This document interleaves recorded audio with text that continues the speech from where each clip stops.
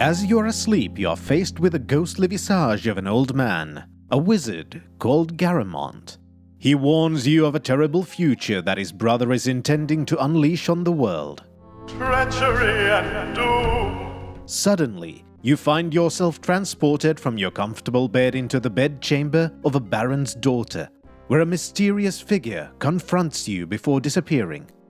The daughter is gone, being carried away by a troll, but before you're able to do anything, guards burst into the room and, quite understandably, blame you for the kidnapping. You're taken to the Lord of the Castle, voiced by Richard Garriott himself. They say thou didst drop her to a troll waiting below. What sayest thou? Who is doubtful of you being the Avatar, and of your story on how you ended up in his daughter's room, but is willing, perhaps facetiously, to give you an opportunity to prove yourself. Go after the kidnappers into the Stygian abyss and bring back his daughter, proving in the process that you indeed are the Avatar.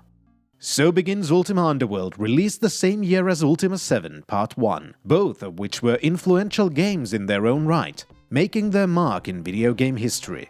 After the introduction segment, you're thrust into the main menu, and as this is not part of the main series, there is no character transfer function in the game. What there is, though, is a character creation system. Unlike the main series of games from Ultima 4 to 6, there is no fortune teller with a questionnaire, but a more traditional system reminiscent of the first trilogy of games. You choose your sex, your character's looks, the character class, an additional skill to add to your repertoire, and a name. The character class and skill selection are extremely important in this game, as the character attributes are chosen based on your class selection and cannot be improved during the game. The class also determines which of the numerous skills in the game your character has points in, and also the options for which extra skill you can add the additional skill points to. Having done so, you're thrust into the dark depths of the Stygian abyss and can immediately see how different Ultima Underworld is from the main series of Ultima games. Instead of an overhead view, Ultima Underworld is entirely played from a first-person perspective. The central portion of the game window is taken by the first-person view display, which is surrounded by other important user interface elements. Just below the first-person view is the compass, that also includes some basic movement controls in its base. On the left are the action selection icons. These are used to select which action is active and usable with the right mouse button. On the right is the paper doll view of your character, which will be used to equip your character. Below that are 8 slots which represent your inventory space. The inventory space is also limited by carry weight, the remaining carry capacity of which is shown within the stone icon next to your character's paper doll. Examining the starting area, you find your first container, a bag which contains a few important items to help you survive your journey, such as your first weapon and a blank map. The bag itself is also an important piece of equipment, as the limited inventory space can only be increased by finding more containers within which you can place more items. Even so, as objects also have weight, you can't carry an infinite amount of items. Thus, being able to juggle which items to keep on your person and which items to store somewhere for later use is an important part of the game experience. After all, you're now alone in the darkness of the abyss, with only your wits and skills to help you survive. The map will be a useful tool not only for navigation, but for keeping track of items and landmarks that you find, or for storage areas you wish to create for yourself to keep more inventory space available. This is made possible by having one of my favorite mapping systems in any game. While the map begins blank, it fills automatically with every move you make, similarly to how the auto map in games like Doom works. This, to many, might seem very basic, which admittedly it is, but that is not the best part of the mapping system. What makes this map so fantastic, and in my opinion also adds to the feeling of exploring an unknown area on your own, is how you can add your own notes into the map. The map has 2 modes, write and erase. This system allows the player to write anywhere on the map, and as the right side of the map has been left intentionally blank even when you've completely explored a level, this leaves you a decent amount of empty space as a margin where you can add more details about the markers you've drawn on the map. Light as well is an important mechanic in the game. Without a light source, you can barely see in front of you, and the map is revealed in very small portions. Whereas with more light you're obviously able to see more, and at the same time more of the map is revealed when you move. Light can be created from many different sources. The most basic of them is by using torches. There are also lanterns which consume oil and magical sources of light. All of these are consumable resources in one way or another, playing yet again into the nature of survival that the game is based around. Unfortunately, light is also something that everything else in the dungeon will see with ease, making stealth impossible if you illuminate your surroundings. This mechanic allows you to choose which you deem more important, the ability to sneak around enemies or the ability to map the levels more effectively. Soon after wandering from the safety of the entrance, you will encounter your first enemy. In the RPG tradition, many of the enemies are hostile wildlife you've seen in many a game, rats, bats, and so on. These are a relatively safe introduction to the combat system of the game. To enter combat, you need to activate the combat mode, either by pressing the appropriate key on the keyboard or by pressing the combat mode button on the action tab of the screen. This raises and lowers your weapon, allowing you to engage in battle. The combat itself is somewhat simple in execution. With the combat mode on, you right-click and hold somewhere on the screen and your power gem starts to charge. The color of this gem shows you the approximation of how much damage you can do if you land the strike. While the gem is red, releasing the button aborts the attack, while yellow means partial damage, and green means the maximum damage potential of your weapon and your related combat skills. There are also 3 different kinds of attacks you can do depending on where on the screen you have the cursor as you click to attack. The bottom of the screen you do a stabbing move, middle of the screen has you do a sideways slash, and at the top of the screen you do an overhead slash. Admittedly, during the game I didn't notice much difference between these moves, but according to the manual, different moves do different damage based on the weapon you're using. When using missile weapons, the cursor is used to aim your shots, instead of the projectiles just being launched towards the center of your screen, as you may expect in a first-person game. Since this is an older RPG, attacking an enemy does not automatically mean you're going to do damage. Attacking with a fully charged power gem is still subject to a dice roll, the success of which is dependent on the skills of your character and the attributes of the enemy. This means that at the start of the game, it is very likely you will miss many of your attacks, resulting in prolonged battles with enemies that would quickly die if you were just able to hit them. This is an important mechanic to understand, specifically to avoid frustration about how you may sometimes seem unable to either deal damage or even hit the enemy, as battling with an enemy that's much stronger than you are is likely to result in missing hits and instead of dealing damage to the enemy, causing damage to your equipment. If this happens, a savvy dungeon crawler might mark the place on their map and return later when they've grown stronger. Equipment damage is another important feature of the game and is a part of your difficulties in surviving using all means at your disposal. There are ways to repair equipment which are not immediately available to you, so taking care of not only your current equipment, but of any spare equipment you may want to use later if your current gear breaks becomes a prime concern. Survival in the Abyss is not only dependent on your gear, but sleeping and eating are also necessities. To sleep, you can use a bedroll, which restores your health and mana while also passing time. This is made less effective if you're starving. Thankfully though, food is quite plentiful in the Abyss and can be found lying around, bought from vendors, or you can even fish to replenish your stocks of food. If you fail to do so, eventually you will starve and start losing health. Sleeping is obviously not the only way to restore health, and the traditional RPG tropes of healing spells and potions can be used. An issue with the potions and magical scrolls highlights the importance of the skill system, as without the appropriate amount of points in the skill lore, you will not know what each similar-looking potion or scroll does before using it. Later on in the game, you can also identify items with the use of a spell or with the help of an NPC who identifies items for a price. Dying in the game can be a big deal if you're not prepared for it. By default, if you die, you lose the game and have to reload a save. This, of course, means that saving is an important thing to remember, and for that, the game gives you several save slots to do so. Another way to prevent death from being a massive obstacle is the silver seed you can find from the first level of the dungeon. Planting this seed into a level allows you to be resurrected at the sapling that grows from the seed if you die. Picking up the sapling, you can get the seed back and replant it in another place. This means that while you're carrying the seed, you are vulnerable to death, but moving the seed as you go deeper allows you to return back to life closer to where you died. In the Abyss, your progress will quite often be blocked by locked doors and other obstacles. This follows the traditional dungeon crawler formula, where items such as keys are an integral part of progressing through the game. Keys, though, are not the only way to get around the obstacles, but the game expects you to use your wits or brute force to solve various problems. These kinds of alternate solutions include things like breaking down damaged doors, using long poles or rocks thrown with a sling to activate buttons that are otherwise unreachable, and so on. There are also more straightforward lever puzzles and such in the Abyss. This adds a layer of variety into the game, and solving these kinds of environmental puzzles does feel quite nice.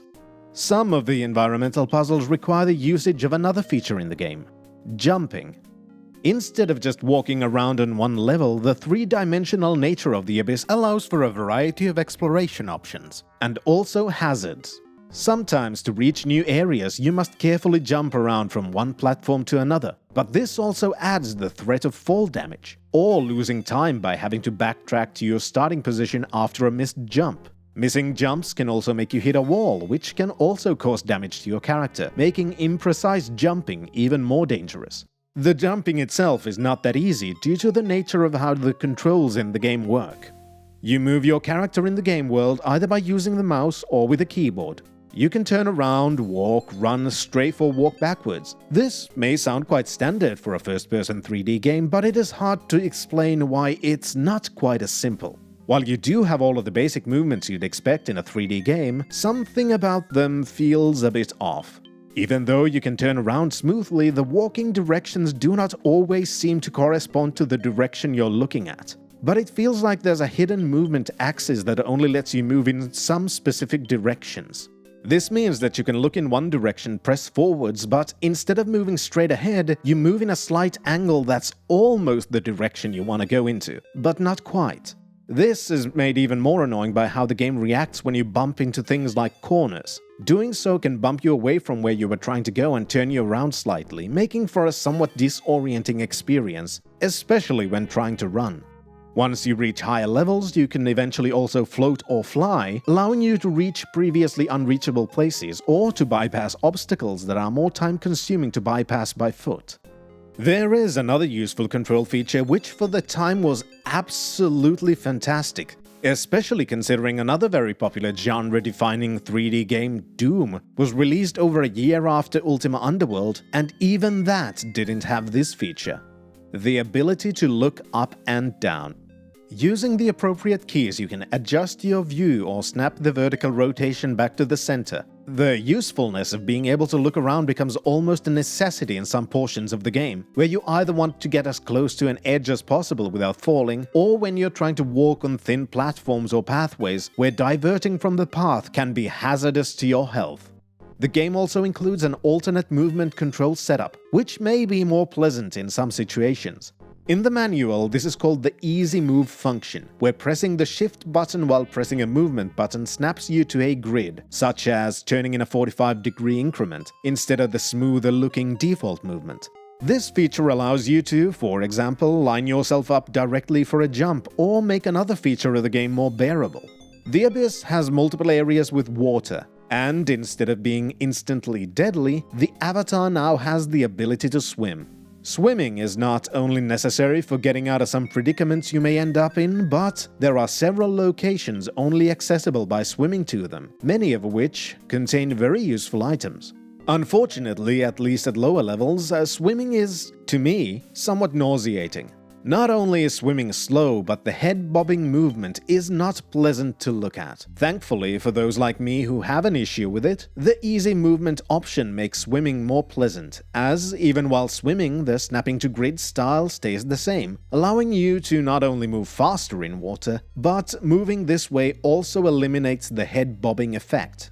Later in the game, this can also be completely negated by the use of a spell which allows you to walk on water, removing the necessity to swim completely. Spellcasting in Ultima Underworld is in some ways familiar to Ultima veterans, but in execution is quite unique. Spells are once more divided into 8 circles and are composed of words of power, which describe the nature of the spell. The spellbook that comes with the game, as a physical document, or in the case of modern version, as a PDF file, describes most of the available spells. Unlike many other mainline games, you do not need magical reagents to cast any of the spells, which in the depths of the abyss is a blessing, as resources are already very limited. Instead, spells are cast using a rune bag you find from the very beginning of the game. Using this bag, you choose the appropriate runes for the spell you want to cast, which are placed into your rune shelf. Clicking on this rune shelf will attempt to cast the spell, assuming the runes correspond to an existing spell. All of the runes themselves aren't immediately available, but have to be found from the abyss and added into your rune bag. Having more runes does allow you to cast more spells, but first you need to know them. While most of the spells are included in the spellbook, some spells can only be learned inside the game. As Ultima Underworld follows a similar logic to the other Ultima games, this means that the first playthrough of the game is likely going to be the most difficult one, as the spells exist in the game regardless of whether you've already found the instructions to cast them during that playthrough. Therefore, once you've written down the runes for a spell, as long as you have them in your inventory, you can attempt to cast that spell. Whether you can cast a spell successfully or not is governed by your casting skill. Having a low casting skill can mean your spellcasting fails, and that adds a chance that the casting will backfire, causing damage to you instead. Raising skills like your casting skill requires you to level up your character. The first part of this process is to gain enough experience. This alone does nothing, which should come as a no surprise to Ultima veterans. Instead, each level nets your character points that can be used to improve your skills. This is done via the altars of the virtues that are scattered across the abyss, and also shows one of the more unfair and annoying parts of the game. At first, your character starts relatively weak, and from the altar on the first level of the abyss you can find 3 mantras, and chanting these at an altar will improve your skills. Unfortunately, these mantras are for skill categories and not for specific skills, and these mantras choose the skills to raise at random, potentially giving you points to skills that you have no desire to raise. When you go deeper into the abyss and explore more, you find more mantras, which are specific to one skill in particular, allowing you to level up your character in the way you want to level them up. Some of them are found very deep in the abyss, making finding them for the first time a potentially harrowing process. For a repeat player, or for someone who doesn't mind googling the mantras, the adventure into the abyss will be therefore easier, as all of these mantras work from the very beginning. You just don't know about them until you've found them. Despite the abyss being full of danger, that is not everything you will find. Instead, the world of the abyss is inhabited by several less hostile factions that may help you with your quest if you stay on their good side. Talking is an important part of this, and works very similarly to most RPGs. Instead of the text parser style of the preceding mainline Ultima games, Ultima Underworld relies on giving you full lines of dialogue to choose from. There are some instances where a text input system is used, such as when you meet the lizard folk, who understand the human language but are physically unable to speak it, requiring you to learn their language with the help of a mute prisoner whose signing gives you an approximate meaning of each word you ask him of. Being on the good side of these factions living in the Underworld is not only important if you wish to learn more about the history of the Underworld and why all of these people are living in probably the most inhospitable place in the entire Britannia, but also to finding out more about your current quest and how to complete it. Of course, having fewer people wanting to brutally murder you is also a decent reward for taking a diplomatic approach in your interactions.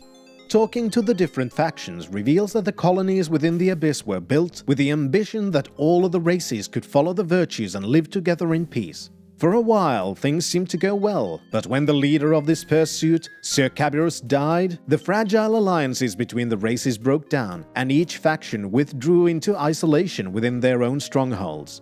By talking and seeing more dreams of the mysterious wizard who pulled you into this world, you find out that his brother, Wizard Tibble, is behind the kidnapping of the Baron's daughter, and he intends to use her as a sacrifice to summon a demon into Britannia. To stop this from happening, you must stop the wizard Tibble and banish the demon to whence it came. So finding everything you can that can help in your quest is a good idea. During his life, Sir Cabirus held many talismans linked to the virtues, but since his death, these talismans were scattered across the abyss, some being held in reverence by the factions and some being completely abandoned and lost to time. While using brute force is sometimes an option, finding these talismans to use them in your quest is made easier by having good relations with the less hostile factions of the Abyss, many of whom are more than willing to help you in your quest if you prove yourself trustworthy. As you delve deeper and deeper into the Abyss, discovering the lost talismans of Sir Caburus, you eventually find the lair of Tibble. You evade the magical defenses he has set up, free his slaves and destroy the source of his power before striking the evil wizard down.